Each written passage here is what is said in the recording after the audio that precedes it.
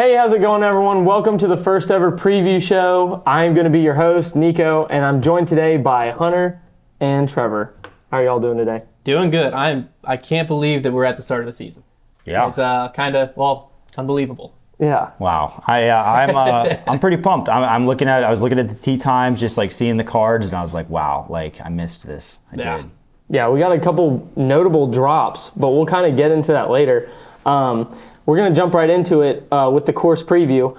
The big notable change this year is that they're not playing 3 courses. They're only doing 2. How do you guys react to that? Like, what's your initial response? I think this is good. I think this was coming because you were starting to not only, like, I think it was one of those things that started amongst the players where, like, they probably talked amongst themselves, like, they didn't really love the 3 courses, but then you've had people publicly say it.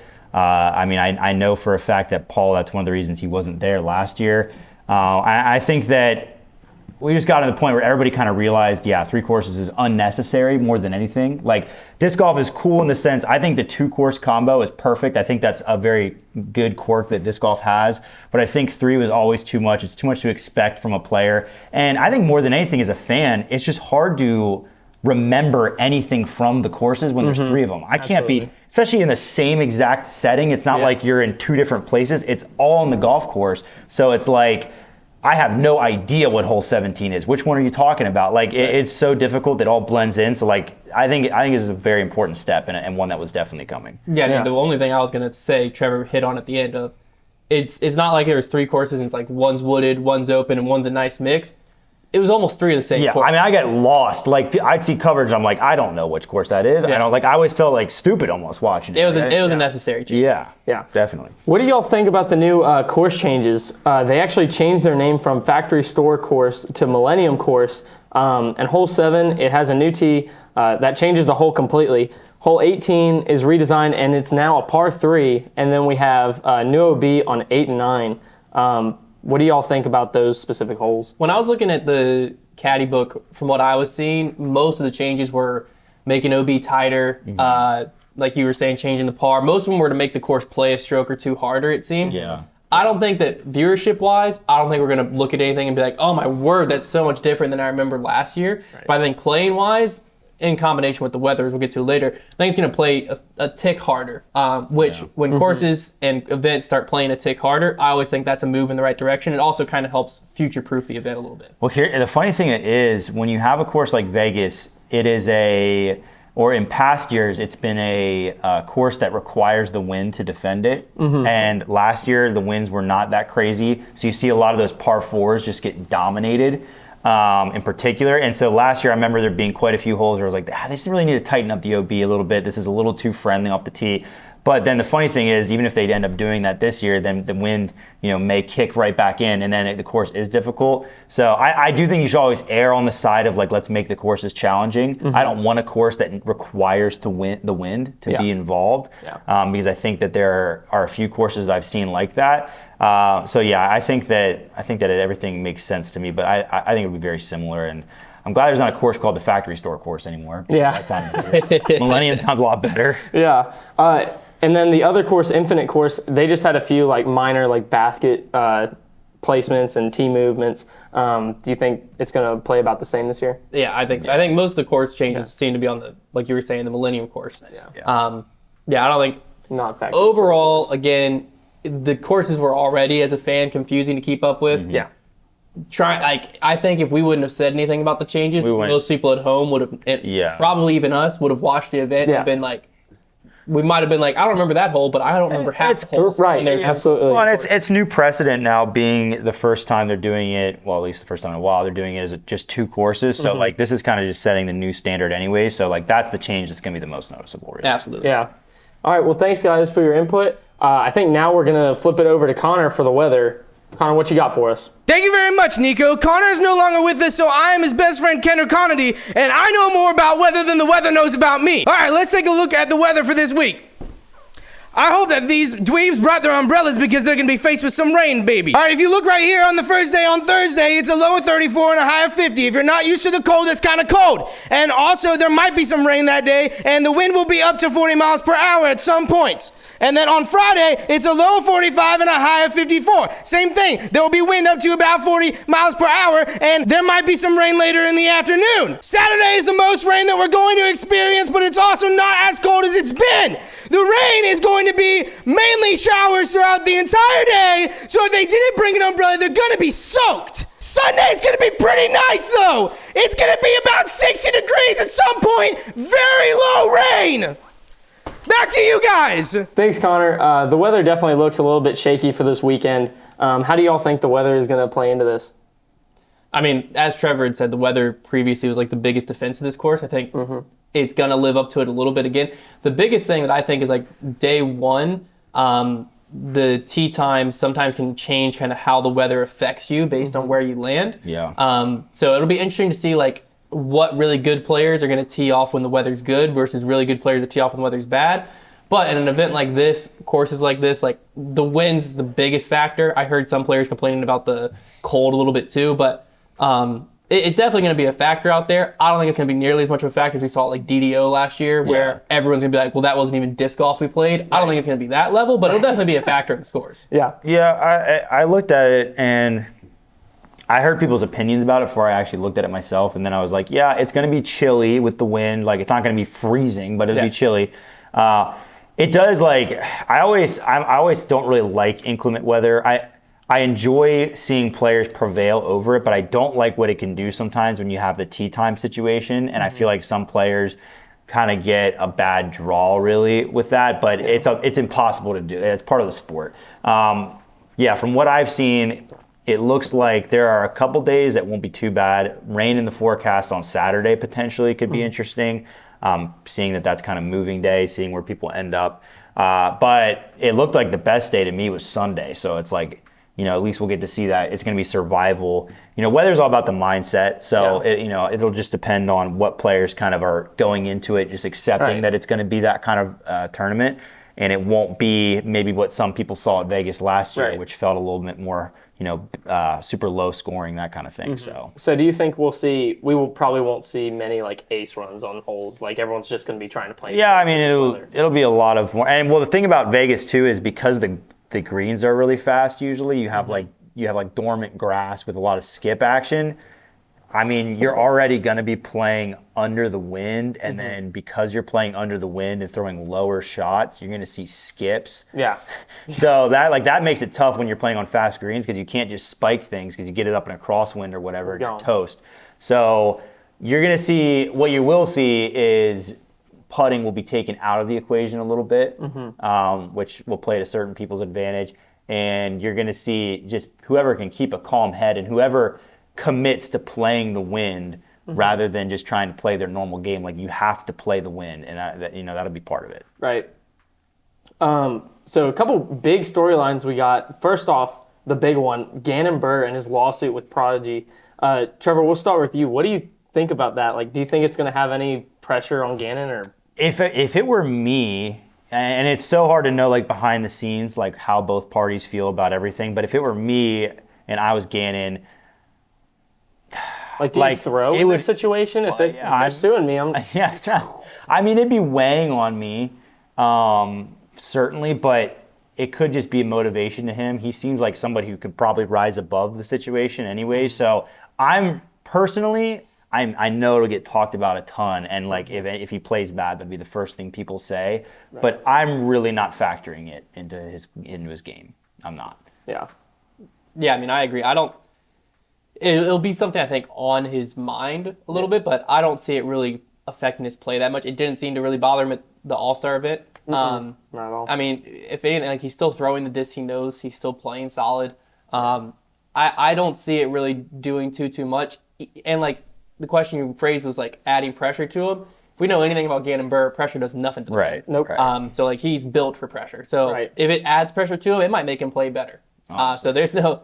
I don't really foresee it being a factor, but it is an easy crutch to fall on. Right. Where if he does have a terrible round or a terrible tournament, then like everyone's going to be like, well, of course. Like, how do you expect him to play under all that pressure? Yeah. With him performing under pressure, do you think that we'll see another Ganon versus Drew battle this year? Last year it was electric. And Personally, I think that's more up to Drew than Ganon. Drew, last season, we came into Vegas. Drew came out, guns a-blazing. He was even having a hot start in Arizona leading up to it, if I remember correctly, leading into Vegas. And in my head, I was thinking this could be Drew's season. Like, Drew could be like a regular contender. And he definitely has the skill and everything to put it together, but he was kind of quiet the rest of the year in comparison to how much noise he made at Vegas. Vegas sets up very well for him. So I'm not going to say that we won't see another, burst from Drew at Vegas. Yeah. But it won't surprise me if we see it. It also won't surprise me if he comes out and finishes in 35th place. Right, yeah. I'm in the same boat there. Okay. Another big storyline, we have Simon Lizotte is going to be there. And in the All-Star weekend, he seemed to be throwing very well with all of his MVP discs. What do y'all think about that one? I mean, that was definitely like one of the big storylines leading into this tournament. The All-Star event took a little bit of the storyline away because like we already have seen him under some tournament pressure. But I think the big key here is tournament pressure plus bad conditions. Right. So if it's as windy as it's claiming to be, obviously weather can change day to day. But if it stays windy and stays to be bad conditions, like we don't know what Simon's been practicing. Does he know his bag well enough in order to throw the shots that he knows how to throw? Well, like, does he know how his discs are going to react to the wind? Yeah. Like that panic that he thinks is super overstable. Right. What other thing smells a headwind and rolls on him? Yeah. Like, that's going to be a big thing for Simon, I think. Yeah. I would say Vegas is not we saw at the All-Star event that he is capable of throwing the stock lines really well. Vegas doesn't demand too many complex lines. So it's really just going to come down to the wind and how he's probably going to learn a lot about his bag. But everybody's going to be fighting it, and there's a good few players who have moved and might be dealing with something new. But that'll be the biggest question mark with Simon, I think, particularly even just putting in the wind could be a new one. So yeah. So then we're going to go into Nico's return. Nico LaCastro coming back, throwing Lone Star. Yeah. Right? How is that? I don't even know what to expect from this man. Other than to be waiting ended forever up for under him the to radar. play. Yeah, it's ended up like going into the offseason. I thought this would be the storyline of Vegas. Right. It's not. No, People, I think, we probably mentioned it. People were like, I forgot Nico's coming back this weekend. Yeah. Throwing Lone Star, that's not really a big storyline, I don't think, because Nico's been throwing mixed bags his whole career. He's going back. Obviously, he was with Westside, and that was probably the only time he wasn't throwing a mixed bag. I'm probably wrong there, but I think it is a storyline, but unfortunately, from what I was seeing, he's not on a feature card. So it might be a storyline that we have no coverage of the entire weekend. Yeah. If I were him, I feel like I would be kind of glad that it's now under the radar with everything else that's happened. It's like he won't be under as much of a microscope. He might be able to just get a tournament under his belt. And not on the feature cards. It is funny, like Hunter was saying, how that started out being such a huge story and now it's kind of like settled down. But I mean, I'll certainly be paying attention. I'm sure he's hungry. Like, I'm sure he's probably one of the most, if not the most motivated player in the field. Like, he could be a dark horse. Oh, absolutely. In this one. Absolutely. Interesting. Yeah. Yeah. So then going into looking at the rest of the field, we have no Kristen, we have no Paige, and we have no Val. And Ricky dropped out with his wrist. He also dropped out from the All-Star weekend. A lot of people were clowning him about, but we have Paul in this one now. Yeah. I don't know what to make of this. Like, does Paul come in and set the bar and he's like, hey, I'm here? Or is he going to kind of do what he does and, like, he'll ease into it, then Worlds hits, and he's like, boom, and then he's on it the rest of the season? Paul's start to the season has become a very interesting thing to pay attention to because so random. Back in the day, like, the McMemorial was called the McMemorial for a reason. Yeah. Like, Paul would show up, win the Memorial, and you're like, boom, Paul's here. Yeah. Yep. As the events have kind of went on, we kind of start with an open course, then we go to the Texas swing, and Paul, over the past few years, has struggled for Paul. He's had some success at Waco. Yeah, he's had some success at Waco, but Waco's always a toss-up. I think him being in the field, like, he's definitely a contender this weekend. He's a contender every time he shows up. Yep. But Ricky missing the field, like MPO is still a very strong field. I don't like MPO. We're going to learn a lot this weekend, as much as you can on an open golf course. Right. FPO, this is a warm-up event. Like when you take Kristen, Yeah. Paige, Val out of it, Yeah. realistically in my mind, Katrina Allen better win pretty handily. Like if Katrina Allen struggles to win here, Probably can't lose. I'd be terrified for her the rest of the season because Right. like the 3 people you going into the season expect to beat her aren't there. Yeah. Right. So it's like, And then defending champ. yeah, too, so, on like, top of that. Yeah, I'd say the FPO field is a bummer, lacking a lot of star power. However, the good thing is it will give us a chance to see more cards with some of the further down depth and some of the people that I think are going to have breakout years, people such as Holland Hanley, people such as Ella Hansen. So I think like we'll definitely learn some things, but not having the star power. It's always like when Kristen and Paige are in the field, particularly Kristen, it's like, oh, well, that was cool and all, but if Kristen was there, she probably just won. Yeah, right. That's the problem. So if a Ella or Holland wins, like you were saying, Yeah. I almost feel for It's hard them to- because it's like if you're gonna win an event, you want the best to be there. Yeah. So FPO a bit of a letdown. Ricky not being there, like Hunter mentioned, that MPO field is still stacked. It made picks a little harder because I think Ricky especially as a guy who just won DDO last year and all that wind. You hear wind and you immediately think, well, I can trust Rick. Right. So I think that's interesting. Honestly, for Rick, I'm mostly just kind of worried about that injury or whatever's going on. But yeah, MPO field, there'll still be plenty to pay attention to for sure. Gotcha. Dude, Hunter, this coffee is really good. Yeah. And that actually takes us into our next section, our bold predictions, brought to you by Third Wave. Hunter, why don't you That go was ahead smooth. and I didn't know where we were going. I was like, dude, this dude is just loving the coffee. why don't All you go right. ahead and tell us about Third Wave Coffee? Yeah, so Third Wave Coffee, funny enough, is actually my brother's coffee shop. I used to work there, and that's how I got my introduction to specialty coffee. So many people have asked me what coffee I drink over and over. Pretty much always Third Wave. So Third Wave Coffee is actually committed to ethical and sustainable sourcing for all of their coffee, and they have 20 single origin coffees from all over the world in stock right now on their site. So whether you're looking for a bright and fruit forward cup, that's more what I prefer myself, or something a little bit more dark, they even have a Nicaraguan Robusta that has 2 times the caffeine. If you're just looking for something to wake you up and punch you in the face, Third Wave has what you're looking for. For our listeners, they're even offering 20% off of your order with the code DISCGOLF. That's one word, DISCGOLF. So head over to third-wave.coffee and pick up some today. And also, I don't know if these mugs are on their site, but They're pretty sweet. I'll Substantial. make sure I hit up my brother and be like, yo, put these mugs on the site. They're substantial. Yeah. I'm very excited to have another mug. They feel like the type of mug that has enough to it that it's not gonna like singe my hand when I warm up. Right. Yeah. Pop it out of the Right. microwave or something. Like, Yeah. Well, Hunter, thank you. You can tell the different coffee levels by the phrase Trevor just said. hey man, if your coffee gets cool, you're not gonna. You won't Absolutely warm it up not. I will never microwave my coffee. Are these dishwasher safe? That's a great question. Because I don't want to put this in. It just I didn't make goes these off. mugs. I don't know. Okay. Well, Hunter, thank you for that. But we're also going to keep it on you, Hunter. What are your keys to victory for this weekend? Well, we're going to do the we gotta bold do our prediction, prediction first. And then I'll first. get to my keys to victory. Yeah. Oh, yeah. Then what are your My bold predictions? prediction, first and foremost, we actually jumped over this guy in the storylines, but I don't know how. It's a pretty big storyline. Egan McMahon in the field here, Yeah. making his return to Sick the script writing, bro. tour. But yeah, so man, I don't know who wrote the script. But man, This script is going They're off. dumb. man, Yeah. idiots. It wasn't Nico. It was me. The bold prediction this week, though, I think Eagle McMahon not going to throw a single forehand out there. I think he's that. backhand only, and I think if he steps up and needs a forehand, that lefty's coming out. We're definitely going to see the lefty throw, I would say, being that there's a lot of open shots. My bold prediction, maybe not crazy bold to some, but I think people are forgetting about this player because he doesn't tour as much. And with the bad conditions and the course style, I'm going to say Nate Sexton top 5. Okay. I really like Sexton at this event. I think that he's just somebody you can rely on for consistency.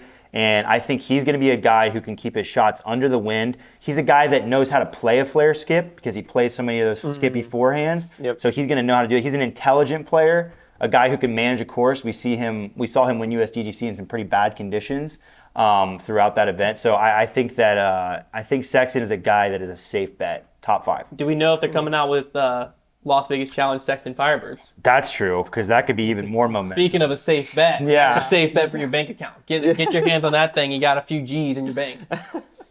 My bold prediction, I kind of mentioned it earlier, Nico Castro. Yeah. Not just because we share names, but we saw him kind of get suspended. Not kind of. Oh, Yeah. he definitely got he suspended. mostly did, yeah. But No, like you said, I expect him to be hungry for this one. I think he knows how to play courses, like tight courses. Parking the basket is nothing new to him. I think he has great control when he's not throwing temper tantrums.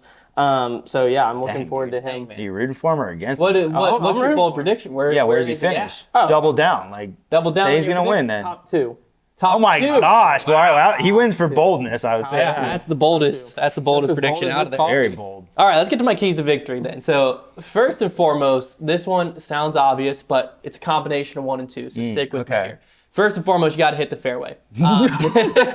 So out here, hitting the fairway though, that's a very broad term because when you're playing a golf course, it's like, yeah, everything's the fairway, nothing's not the fairway. So fairway hit percentage can be a little bit misleading, but I think the key is when you combine hitting the fairway with number 2, which is being aggressive. So you got to hit the fairway while being aggressive because if you look at the stats from last year, OB rate doesn't really correlate to where you finish on the leaderboard. So the OB rate last year, a lot of times guys with decently high OB rates that were being aggressive were still finishing far up because it meant they weren't playing safe and laying up. They were willing to attack the basket. And there's a lot of like hazards near the basket, OB near the basket, and that means a lot of times you might still have that putt for birdie or you're tapping out for par, even if you go OB or have the hazard. So you need to be aggressive and still be accurate while you're being aggressive.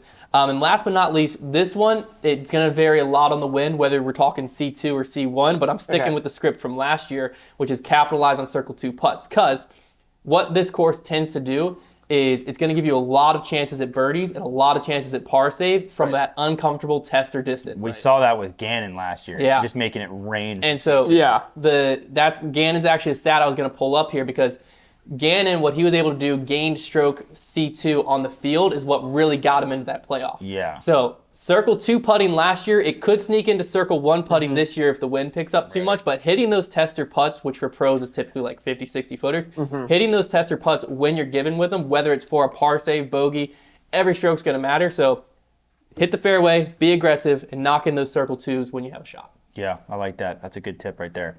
I typically think that Simon Lizotte could be like good for those circle 2 putts with how he throws like nose up spin putts. Well, as long as it's not a headwind. His control, right.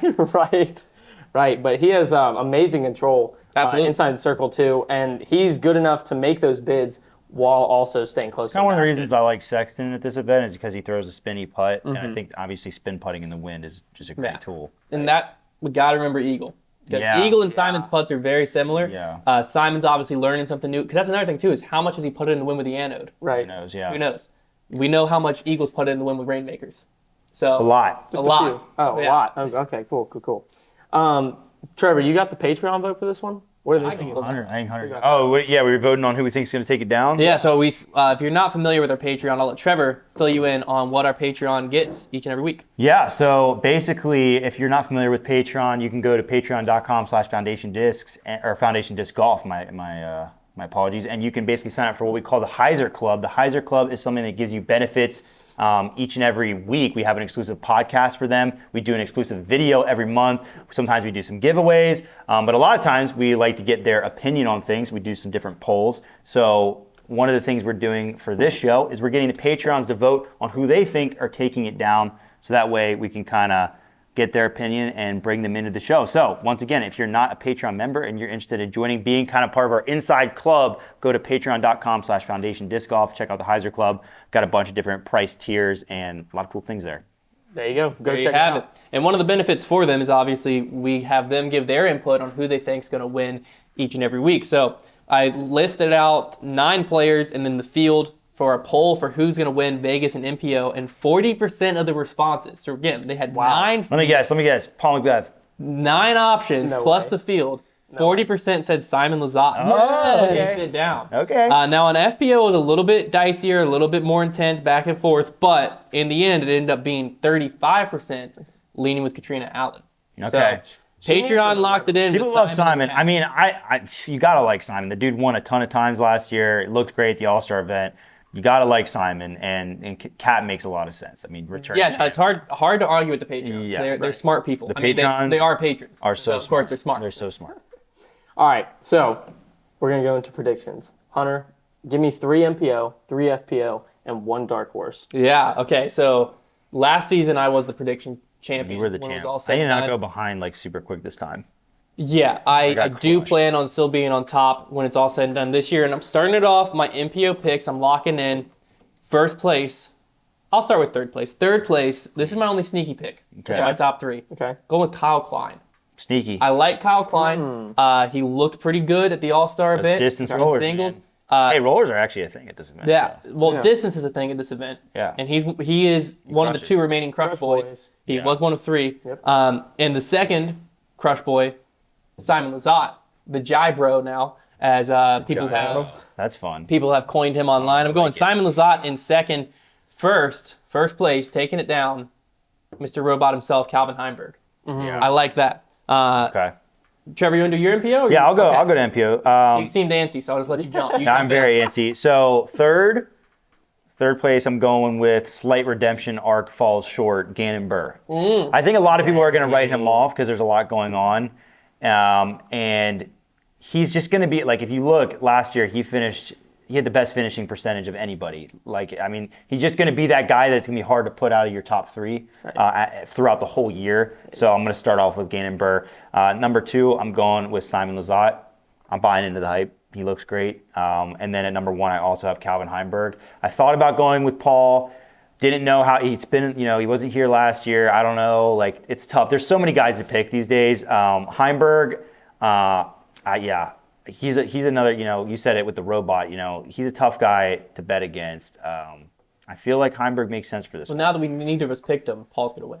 You're right. Yep. And maybe that was part of my logic. He's actually my dark horse. Oh, okay. Yeah, that's not how that works. So for FPO, I'll lock in. FPO, it's a little bit of a crapshoot this weekend. It is. Typically, There's you go. so many different ways to go. Typically, honestly, predictions in FPO were getting a little boring last year because they'd be like, all right, I'm going Kristen, Kat, Paige. Kristen, Val, Paige. Can't do that this weekend, so I'm going Holland Handley, third place. I think I just got something in my eye, so I'm crying. That's how much I care about these FPO picks. Second place, this could shock some people, but you got to remember, putting doesn't matter in the You wind. got the same. Right. You got the- Evelina Solonen was coming waiting in for second place. I was waiting for She's it. the best thrower of the disc. This used to be Yeah. Kat's spot. Right. Evelina took it. She's the best thrower of the disc in the FPO When it comes field. to putting, she's been. Doesn't matter. She People can are lay saying 'em up. she's back. I just Really? She made like one step putt, and people were like, Oh, she's freaking back. out. Yeah, she's back. back. First place, taking it down. We said it's a can't lose, so you can't say it's a can't Definitely lose and can't not lose. pick her. Katrina Allen. Yeah, I've got a pretty similar list. I have Katrina in first. I've got Evelina in second. Third, I went with Missy Gannon. Okay. In a week, and when I feel like Missy Gannon is like a Silver Series champ. I think when there's a weaker field, sometimes Missy Gannon really sees the opportunity and takes it. And so I like her consistent, kind of smooth play out there in maybe some rough conditions. Missy Gannon. I like it. Dang. All right. Dark horse. Dark What you horse got? time. Okay, so for got? a little refresher for some of you who might not have watched last year's prediction show, Dark Horse, for this week, we got something special coming soon. Yeah, down the A line. little teaser. Hopefully next week we got it locked in and ready to roll. But this week, Dark Horse is going back to last year where they got to be outside the UDisc top 50. Okay. So if you take one step out of the top 50, you'll land in 51st. And that's where Tristan Tanner lies. Tristan The dude's a Tanner. bomber. Tristan Tanner's a dog in Yeah, Vegas. the dude's a bomber. I think he's going to do very well out there. He also has a little bit of a spinny putt, if I remember correctly. Yeah. So I like Tristan Tanner. I think he could realistically be a pick for a top 20. Yeah, he'd out be a pick there. for a top 5. Like He could be a pick for, Yeah. you know what? He could even he could win this win. thing. I can even realistically. see that. Yeah. Yeah, I could see it. So I'm going Tristan Tanner for my dark horse pick. I really like him out there. Okay. Yeah, I like Tristan Tanner as well. I decided to go a little different route, going with Robert Burridge. Made a little bit of a splash last year. Very talented, very motivated. I think a guy that I feel like is practicing really hard, especially after he just joined Are you the saying Lone Star the rest Disc. of the field's not Some of them don't. But I think Robert Burridge, young, hungry, practicing a lot in the offseason, not going to have as much rust as some other people. Take advantage of that. And yeah, I like Robert Burridge. Okay.